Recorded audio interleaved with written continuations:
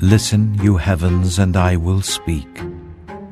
Hear, you earth, the words of my mouth.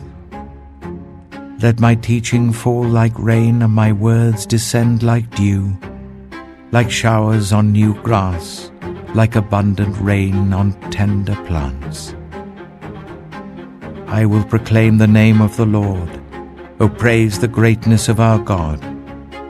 He is the rock, his works are perfect, and all his ways are just. A faithful God who does no wrong, upright and just is he. They are corrupt and not his children. To their shame they are a warped and crooked generation. Is this the way you repay the Lord, you foolish and unwise people? Is he not your Father, your Creator, who made you and formed you? Remember the days of old. Consider the generations long past. Ask your father, and he will tell you, your elders, and they will explain to you. When the Most High gave the nations their inheritance, when he divided all mankind, he set up boundaries for the peoples according to the number of the sons of Israel. For the Lord's portion is his people, Jacob his allotted inheritance. In a desert land he found him, in a barren and howling waste. He shielded him and cared for him. He guarded him as the apple of his eye. Like an eagle that stirs up its nest and hovers over its young, that spread its wings to catch them and carries them on its pinions. The Lord alone led him.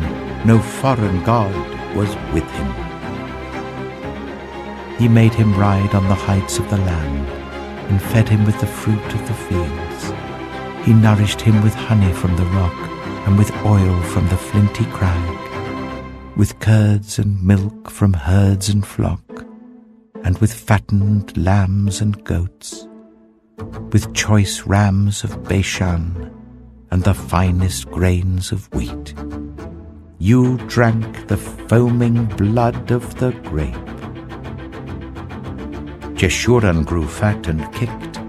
Filled with food, they became heavy and sleek. They abandoned the God who made them and rejected the rock, their Savior. They made him jealous with their foreign gods and angered him with their detestable idols. They sacrificed to false gods, which are not God, gods they had not known, gods that had recently appeared, gods your ancestors did not fear. You deserted the rock who fathered you. You forgot the God who gave you birth. The Lord saw this and rejected them because he was angered by his sons and daughters. I will hide my face from them, he said, and see what their end will be. For they are a perverse generation, children who are unfaithful. They made me jealous by what is no God and angered me with their worthless idols. I will make them envious by those who are not a people. I will make them angry by a nation that has no understanding. For a fire will be kindled by my wrath, one that burns down to the realm of the dead below. It will devour the earth and its harvests, and set on fire the foundations of the mountains. I will heap calamities on them, and expend my arrows against them. I will send wasting famine against them, consuming pestilence and deadly plague. I will send against them the fangs of wild beasts, the venom of vipers that glide in the dust. In the street the sword will make them childless, in their homes terror will reign. The young men and young women will perish, the infants and those with grey hair. I said I would scatter them and erase their name from human memory, but I dreaded the taunt of the enemy, lest the adversary misunderstand and say, our hand has triumphed, the Lord has not done all this. They are a nation without sense. There is no discernment in them. If only they were wise and would understand this and discern what their end will be. How could one man chase 1,000, or two put 10,000 to flight? Unless their rock had sold them, unless the Lord had given them up. For their rock is not like our rock, as even our enemies concede. Their vine comes from the vine of Sodom and from the fields of Gomorrah. Their grapes are filled with poison, and their clusters with bitterness. Their wine is the venom of serpents, the deadly poison of cobras. Have I not kept this in reserve, and sealed it in my vaults? It is mine to avenge, I will repay.